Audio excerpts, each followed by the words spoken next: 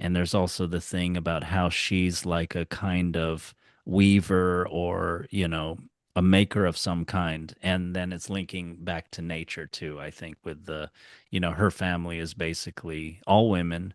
And there's sort of this, they're like very connected to nature. Like her mother is sort of like the goddess of nature or some kind of, I don't know if Diana is the right one or, some kind of Mm, goddess of nature, basically sorceress of nature or something mm. connected. So, Yeah, yeah, definitely like Mother Earth vibes. yeah. The beasts and the fishes in the sea. Um, yeah, I don't know. I thought this one was, I mean, it's typical of fairy tales, but not so much of the two we've just referenced, where the hero is kind of the only blameless figure in the entire story. Yeah. And he starts so like I'm looking at it as like, okay, well, what's the message? He's not a prince, he's not a noble, he's somebody who is very good at his job Mm. and seems to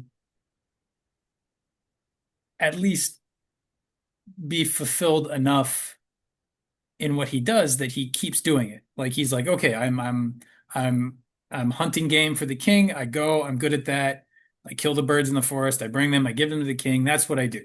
And Mm-hmm. he seems kind of settled at that. Like there's no Mm. inclination, there's no mention of him wanting to anything other than that. To the Yeah. fact where he ends up with this beautiful sorceress as his wife, and he's like, "Okay, honey, I'm off to work." Yeah. And he comes back exhausted, and she's like, "Look, look, you got to do better than this. Like you deserve better than this." So marry a sorceress if you can, I guess is the lesson. Mm. But but you see him being sort of a stand-up guy, sort of a little naive. I mean, but the Baba Mm. Yaga points it out. He's very simple. He'd be easy to get rid of, except for his wife.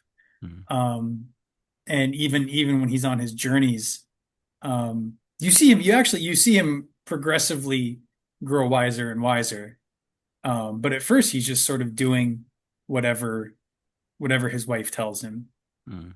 And I sort of have been thinking of like the wife as kind of like you could see her as being sort of like intuition, like Mm. having a really good sense of opportunity of like, oh, I can't explain this, but I just, women's intuition is usually is kind of a stereotype, but I Mm. think women in fairy tales can often stand in for that kind of intuitive knowing because it is so Mm. common, more so in women than in men. Not that Mm. Yeah. Yeah. Yeah. things aren't variable and all of that, but Mm. generally speaking. Um, And so I think you sort of have like if you sort of take the metaphor layers off, you have a tale of somebody who's dedicated themselves to being very good at what they're doing and fulfilling Mm. their role Mm. and sort of genuinely showing up for their life. And through that, they end up with a reward, of some sort of inner guidance or some sort of inner voice. And Mm. they do that, like he meets his wife by going about his job and killing birds, and then Mm. finding one and hearing a voice that says, "Don't kill me, I'm Mm. special." And he Yeah. listens to it and he's kind.